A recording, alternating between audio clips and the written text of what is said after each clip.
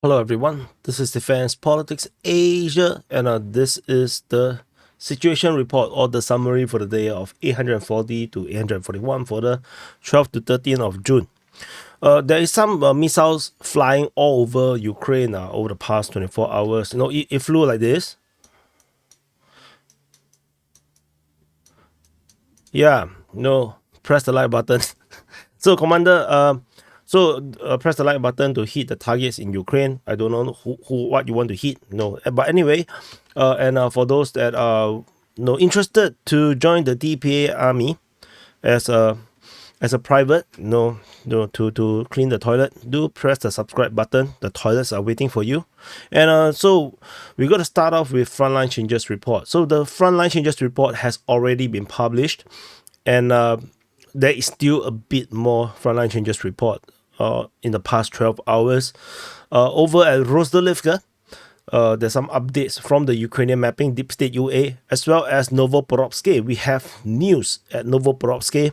We're going to start on right now. So we go into Rozdelivka over at the Sivers front. This is Sivers city. And at Rozdelivka, the Ukrainian mapping has updated and say that the Russian forces have captured the entire entrenchment around here. There is this entire trench line around there has been now captured by the Russian forces. Oops, wrong color. And this invalidates even their own previous claims of gray zone, and Russian forces have basically closed up from the south, coinciding with the geolocation that shows the Russian forces attacking from the east, which means that we are going to see a pincer soon with the Russians attacking from two different directions. Russia's favorite, they like to go two ways, from the front and from the back. Basically this is going to happen probably in the next week or so. Not sure if Rozdelivka is going to hold. We shall see how it goes. Rozdelivka has been holding on since the Wagner's era, 1 year ago. So they have been doing pretty decent. So we shall see how this develops over the next near future. The next frontline change is over at Novoporovsky. Over at the Adivka front, this is Adivka city. So at Novoporovsky, there is update from the Ukrainian mapping as well. Russian forces have developed this organ. This advancement. And so with this latest update of this capture around here, the Russian forces have now confirmed to have captured Novoporovsky. And this is now confirmed, and Ryba also have updated according to their information that it became known of the capture of Novoporovsky, so north of Umansky. So this looks really obscene, and I think that the Russians deliberately do this to screw with you guys. No, Commander, no. This is why you need to press the like button and send some missiles into Russia. But clearly our missiles only exist in the virtual world. Just take it casually. Don't be too serious about it. If the missile didn't reach Russia, don't rage. Don't rage. Anyway, that's all for the frontline changes report. And we're going to go into the strategic and tactical reporting. First thing first, we're going to talk about the like button. Again, press the like button, press subscribe, And there is missile strike. You see, some of you guys missile strike, but you all hit the wrong target. You all hit Ukraine. So the missiles actually drop in the Maria Gorod Air Base or Maria Horod Air Base in this area here. These missiles are called the Iskander missiles, and basically not just this reported, but this geolocated by military summary of this strike. And on top of this, there is also strikes on the nearby S-300 systems that is defending this airbase. It's located pretty far away. We are talking about around 9 kilometers, 10 kilometers away from the airbase. There's this S-300 system, also got destroyed by the Iskander missile strike. So very peculiar. This pretty far away from the front. From the border region. We're talking about like 150 over kilometers. So so what? Ukrainians have HIMARS. Russia have the similar level of missile capability, and yeah. So anyway, So it's just interesting to think about it. You know, like 2 years ago or 1-2 years ago, you can see that the pro-Ukrainian side is, you know, very intolerant about reality. You know, every time you just reply simple basic stuff like they are so excited about HIMARS, and then when people say that no, actually Russia have the similar type of systems, and then they rage that it's different. No, HIMARS is so much better. What's the difference? Like, it still kills, you know. So anyway, we move on away from this missile strike of the airbase. We go into the Kharkiv front. At the Kharkiv front, the Russian forces continue to put pressure on the Ukrainians. They are attacking at Klipoki, Nekushny, Ternova, Ibiske, Staritsia, Voschansk, Taike, as well as what is this called? Voschansky Kotori. So there is quite a number of attacks, and it seems like the Ukrainian counteroffensive over at the Kharkiv front had ran its course, which is why the Russians are now back on the offensive. I still maintain the similar things. I don't believe that the Russians are looking to go far unless the Ukrainians do not want to defend. But I think that they are now just simply trying to establish a defense line where it's easy to defend, probably along the river systems. So we're going to go into the sector by sector. Over the Lipsy sector, the Russian forces are attacking towards Lipsy as well as in the area of Klipoki. So the situation have not really changed much. The Ukrainian mapping shows a pretty wide gray zone, more than half of Klipoki as it is under the gray zone. But we shall continue to monitor. Over at the situation at Nekushny are very interesting. Other than the Ukrainian mapping have shown that the Russian forces have a bit more grounds over in the northern part of Zeleny, with a wide area here is all gray zone. There is, however, geolocations to show that Ukrainian forces have firm locations in all along this defense line around Nekushny. So they are definitely defending in this area of Zeleny, and I think the Russians are just striking them, which is what these geolocations are. They are striking the Ukrainian positions as they hold a line just along the border. So the fighting at Nekushny continues in this area here. The next frontline change, not frontline change, the next battles is in this Staritsia sector. There is some reports from the Russian Defense Ministry talking about inflicting losses on the Ukrainian forces at Ternova as well as Ibiske. So it's unclear if the Russians actually have some kind of like a advancement where they then attack these two settlements, or just attacking the area. We do not know, because it could be just artillery strikes. So anyway, we will continue to just record it in this way. And now there's fighting reported at Staritsia. This comes after a pause around 2 weeks. It's a 2 weeks pause of Russians attacking at Staritsia. So we are now having this returning. And we move on to asking you to subscribe, and then press the like button if you still have not. I'm feeling like an auntie, like keep asking you to eat the vegetables, you bastard. Okay, then we go into Voschansk sector. So at the Voschansk sector, Russian forces are on the counter. They have taken this aggregate factory. Yeah. So they now going over here and tell you to press the like button, and then they are also attacking along the Kolokosova Street, and in this area here, they are basically trying to push out. And try to push the Ukrainians out. The Ukrainians have only this crossing, this bridge that have not seen any geolocation saying that it's destroyed. This is the only bridge that I know of that is still probably usable, and there could be other bridges that the Ukrainians could use to reinforce the northern part. As you can see, there is some dirt path showing that there's some crossing over here at Voschansk River. You can see. Oh yeah, there's a small little dirt bridge there. So Ukrainians could use that as well. So there is these are two crossings around here. The Ukrainians, in my opinion, is struggling to hold this salient, this salient over here. And with this getting pushed out, I think defending the bridgehead will be very important. If not, then I think they will have to start to redraw to the southern part of the Voschansk River. And for those that cannot see the river, it looks like this. There's an entire river system around here. The Ukrainians will have to fall back as the Russians continue to put pressure in this area here. And there is also some updates regarding this area. The Ukrainian mapping have considered that the Russians have taken everything in the north of this position. This area here is still gray zone, but my feeling is that it's under Russian control. And if you can look at the relief mapping, you can see that the Russians have basically all the high grounds around here. So these are all the high grounds that the Russians have now have control over, allowing them to provide fire support and a fire attack on Ukrainian positions. So this is happening. And over at the Taikei region, the Russian forces are also attacking Taikei, and there is probably some attack over at Verchansky Kotori because of the Russians' report. Probably fire attack, it could be artillery attack. And so that's the current situation.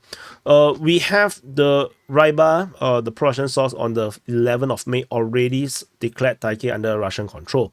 But the Russians have never said that they have captured it. The Russian Defense Ministry have never said that. In the rear positions at this Volchan sector, Russian forces have established fortifications. So they are now preparing fortification around here. Previously, the fortification was around this highway region. So this is where a new line of defense is being prepared in the southern part of Platonivka. So, and they're probably going to establish a new line after they can push back the Ukrainians. The Ukrainians give up fighting around this area here, making the entire Volchan a gray zone or Russian capture. Then maybe the Russians can establish a second line. And it will, once the Russians start to develop all this line of defense, it would almost certainly lost forever for the Ukrainians. Unfortunately speaking, the Ukrainians can't even fight very effectively right now. So if the Russians have an established defensive position, it's lost forever. Unless NATO go into the war, So if you are supporting Ukraine, you have to pray for World War III, and maybe that will help to support Ukraine.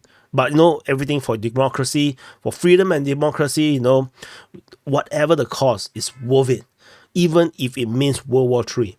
And nuclear war, nuclear fallout, and you can no longer watch DPA's video, is worth it. We shall all become farmers.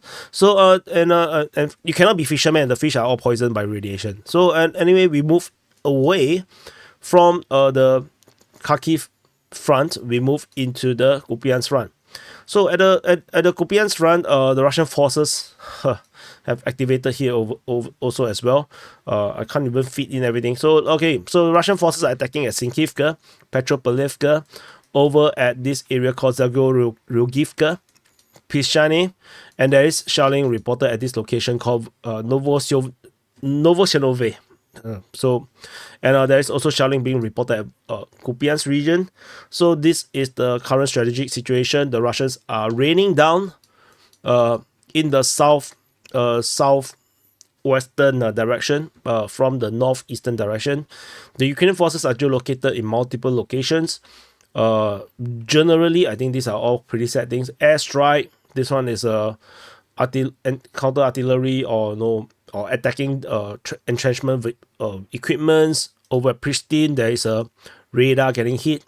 So all these strikes are Ukrainian positions getting hit. There's one more over here this is already Sviatove front. Similarly, these are all trench digging or artillery positions. So Ukrainians are now struggling to quickly create another line of defense to prepare for the loss of the current front line. But of course, this doesn't mean that the current front line will fall, but Ukrainians are doing their due diligence. So I have no idea what they have been doing over the past 1 year. They only start digging now. It's a bit late, but yeah, who cares? It's not like we are sitting in the trench. Except you haven't pressed the subscribe button one. You are going to sit in the trench, yeah. So we move into the Sviatove front. At the Sviatove front, so we're going to be here. Can I zoom in? Cannot. So Russian forces are attacking in two different directions. In these two different directions, Russians attacking at Stemakivka. Oh my god, what is this place? Myasozarivka and Andrievka. So Miasuzerivka, Andriivka, and then there's this attack in the west of Novovodian, and there's another attack towards Druzhia-Lubivka. So this is the current strategic situation at the Sviatové front. Not much to talk about. This direction push has been going on for some time towards the northern part of Brova. There's another one moving south towards probably Luzove, but yeah, this is way too far for for any meaningful analysis. A bit far for now because there is no breakthrough per se tentatively. So yeah, you'll be very speculative. Over at the Crimea front, can I fit this in? I can't fit anything in. Oh my god, I'm too big. So there is Russian forces attacking at Nevsky, Terny, Torske, as well as through the Serbiansky forestry. Probably you want the satellite image. I hear you, and I can read your freaking mind. So this is currently happening around here. Russian forces are also shelling the Crispy Lemon over at Liman. And this is the current situation. There is some frontline change due to some geolocations. Basically, it just invalidates part of the Russian claims. But as you can see, the situation is pretty normal. Just that the Russians are now moving. If you have been following the SITREP for every day, you would have remembered a period of time around a month ago that the Russians are not doing much in this front line, along the entire Oskil River. So now you can see this activation, and maybe this is what the Ukrainians call the summer offensive. I don't know. Yeah, I mean, in Singapore, every day is summer, so I can't tell the difference. It's just spring and summer. It's wet and dry, wet and dry. So, yeah.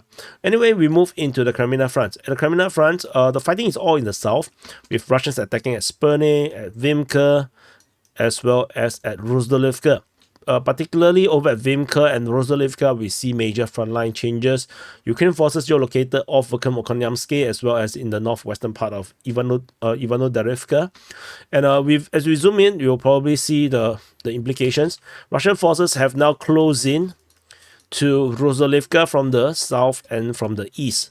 And this is by Ukrainian mapping as well as by the geolocation. Russian forces also geolocated, and Ukrainian mapping have verified of the Russian advance towards Vimka. Remember, this is just 48 hours of change, and this is a lot of change for 48 hours given how everyone for the past 2 years has been calling this World War I style warfare. In trench warfare, nothing is moving. This sort of movement in World War I is a lot. So, and this, we talk about 2 days. Imagine in World War I, they rush 200,000 troops in a human wave and all die, and no frontline change. So this is quite a bit of changes. And so the Russians are going to reach Vimka as we speak. They're going to slowly move towards there. And then the Rozdolivka is going to be in the pincer. So the situation is definitely very, very bad for the Ukrainians right now. And the loss of Vimka is going to cause the fall of the entire eastern front at Sperne and Verkhem-Okanyamsky, because the Russian forces, the Ukrainian forces is going to be very distracted if the Russian forces have this control around here. The Ukrainians will become a salient here where the Russians will be able to attack in this pincer direction. These Ukrainian forces will have to redraw, and the Russians can also flank towards the western direction and collapsing the entire Rozdolivka front line around here if the Russians take Vimka and hit off in the western direction. It's just going to cause a lot of problems. So we shall see how this develop. Over at the Bakhmut front, in the northern half of the Bakhmut front, northern flank, we have the Russians attacking at Zaliniansky, Orikovo-Vasilivka, and Rykorivka. Tentatively, there is no clear indication this is a very serious offensive operations. Similarly, in the center area here, Russians are only reportedly attacking in the area of Chasivya as well as Ivanivsky. Ivanivsky has already been declared captured by the Russian forces. So no frontline change. I think this is just skirmishes. Similarly, in the southern flank, Russian forces are attacking at Andriivka and towards Bilohora over here. All of the Bakhmut front to me is just pinning operation. It's very similar to the operation at Kharkiv. where it is just to draw Ukrainian forces' attention. And the thing is, the Ukrainians cannot ignore it.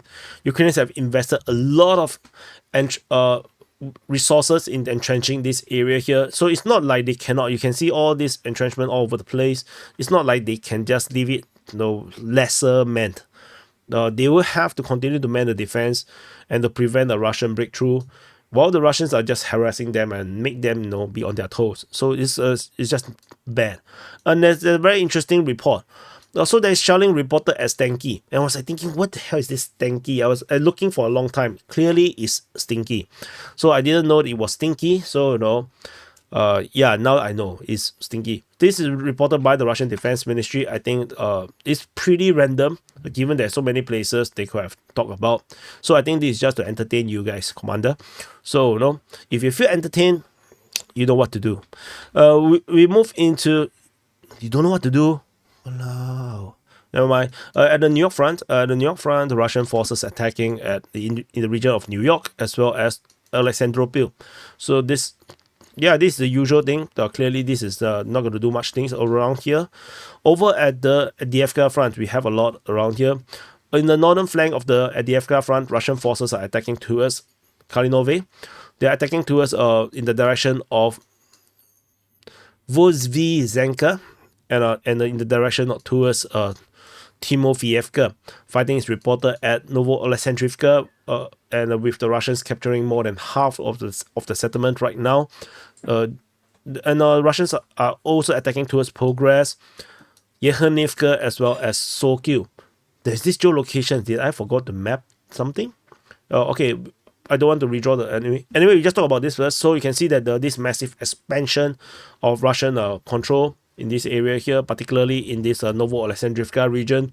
This is probably the main push of the Russian advance in this area here, as the flank is continuing to just flower up to hold and engage the Ukrainian forces, while the center continue to push through. This is probably the break. You probably have seen this animation of this, how the breakthrough goes through, right? And with the forces continue to guard the flanks. So this is probably something that we are seeing right now. So anyway, let me look at this geolocation. Is it Ukrainian or Russian? Fighting located. This is a line of contact. So yeah. So by Deep State UA. So this is actually a Russian geolocation. Give me a second. Let me update this. So yeah. So I've added this capture based on the geolocation by Deep State UA. So this is actually close to Lozovatsky. Actually, I should put this as Lozovatsky. Yeah, I kind of missed it. I remember that I pinned this and wanted to do the frontline change, but I forgot about it. So as you can see, the Russian forces are moving in the direction of Lozovatsky, and this is currently going to be the next line of attack. And you can see there is no entrenchment around here. Ukrainian heavy entrenchment is in this northwestern part of Novo-Alexandrivka, as well as the in the southwestern part. The Russians just simply goes around it and just penetrate through where the least resistance is, and then they can actually head over to Timofeyevka, bypassing all these entrenchments. And these entrenchments are now just very neglected, very sad. So that's all for this area in the northern half of the Avdiivka front. In the central part of the Avdiivka front, Russian forces, after attacking at Sokil, of course, we have the reports of fighting towards Yekhanivka. They have captured Novoporovsky and now heading towards Novoselivka, Persia. The Russians are also attacking towards Novoselivka, Persia from the direction of Semenivka, with the frontline changes reflecting this change. Fighting is also in the area of Umansky. So geolocation of Ukrainian forces clearly shows that they are resisting. They are trying their best to hold back the Russians to varying success. Like in Sokil, things are pretty stable. The Russians did not manage to make much progress, maybe due to this heavy fortress in the north of Sokil. There's another heavy fortress in the north of Novoselivka, Persia. I'm not sure how meaningful is this, or whether it can help in the defense of Novoselivka, Persia. but it does looks a little bit far from the settlement. So this is the current strategic situation over at the Avdiivka front's central part. In the southern flank of the Avdiivka front, Russian forces are returning to Nevelsky. So Nevelsky is now starting to have heavy fighting again. Netelove was reportedly, some actions was reported here, and the Russians are still trying to push towards Khalivka.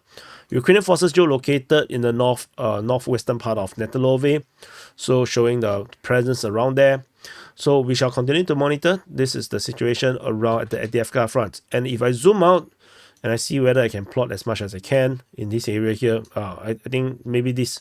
So Kalinove, so towards the Timofeyevka, Novoalexandrivka, Progress, Yekhanivka, Sokyu, Novoprosky, west of Semenivka, Umansky, Netelove, Khalivka, and Nevelsky. I can't put it in. As you can see, the Russians are pushing literally almost everywhere on the Avdiivka front. This is the main thrust of the Russian offensive. So this is a continuation of the offensive since the Battle of Avdiivka. So the Russians have not changed this main focus, and they continue to double down on this front line. I'm not sure how the Ukrainians perceive this area here. What is more important? Is it the Kharkiv front more important, or the Bakhmut front more important, or this Avdiivka front? Clearly, the Russians are putting focus on the Avdiivka front, but from my information that I gathered, it seems like the focus is on Bakhmut front, which is very weird. The Ukrainians sent a lot towards this area here, while the Russians are trying to push through Avdiivka front. So, yeah. So let's see how this develops. Over in the Donetsk front, at the Donetsk front, Russian forces continue their battle of Krasnohorivka. There's fighting reported Georgievka, Paraskovievka, and fighting reported towards Vodian. There's fighting reported at Staromayorsky, I think Uruzaine maybe, shelling in multiple locations, Korokhove, I forgot what this name is, I think Katerinivka, Velika Novosilka, Nekushne, and this is, what's his name? Bahodatne. So, and now what is this? This Ostroye. So there's also alleged fighting or something towards Ostroye around there, or Hostre.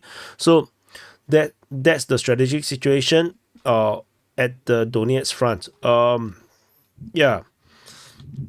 You can see this push around here, and then this push here. So still very far. So no, don't fret too much. Even from Korokhove, which is where the HQ is still a good 12 kilometers from the front line. So, yeah, it's still pretty far. So over at the Battle of Krasnohorivka, fighting continues in the city. Russians continue to get stuck. They are unable to push through, or they are not pushing through. However, what we have is the geolocation of Russian forces, invalidating Ukrainian claims that the Russians are still not yet captured this part. So this is the front line or the frontline situation over at Krasnohorivka.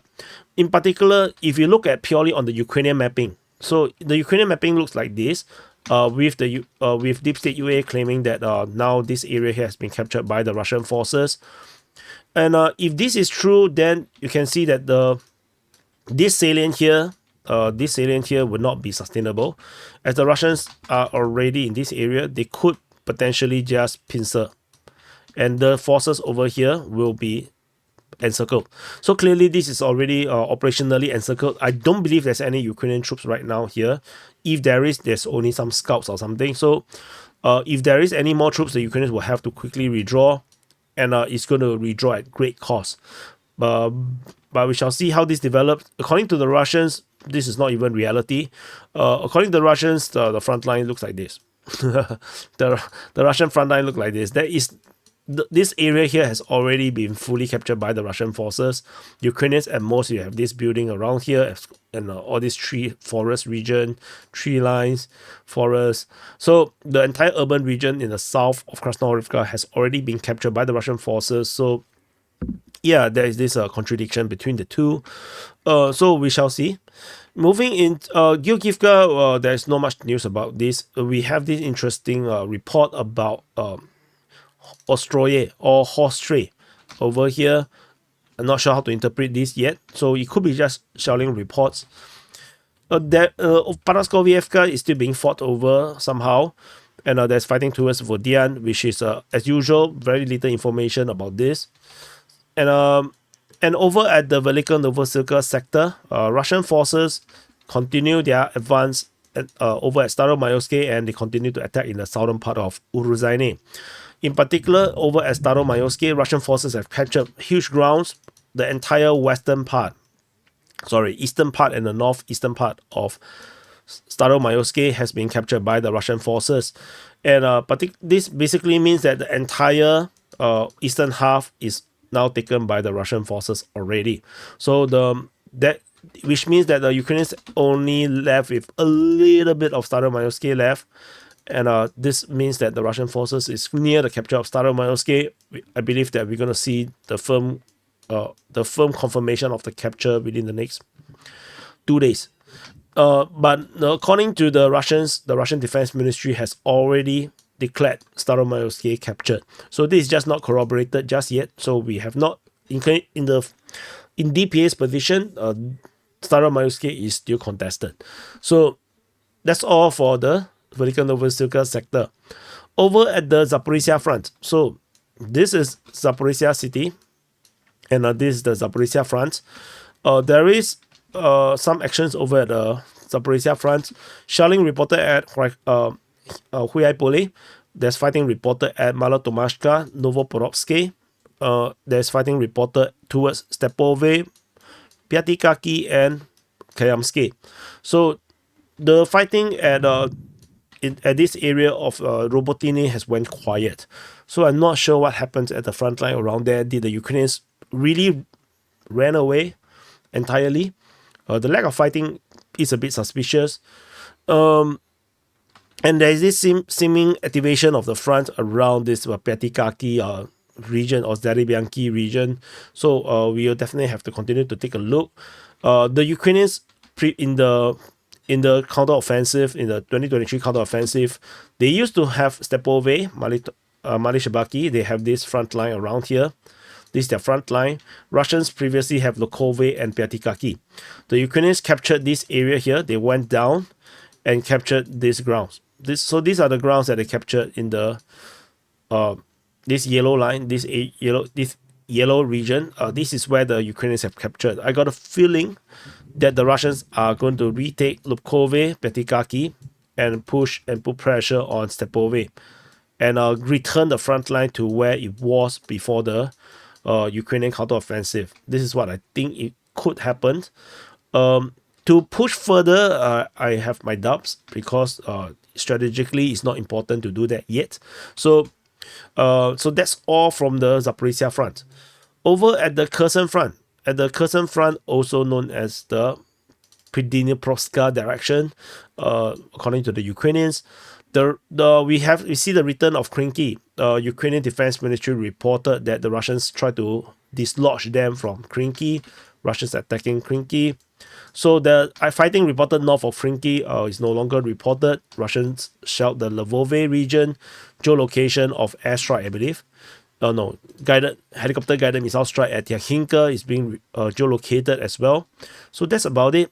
You can see he looks very sad, because he's a very bad mustache.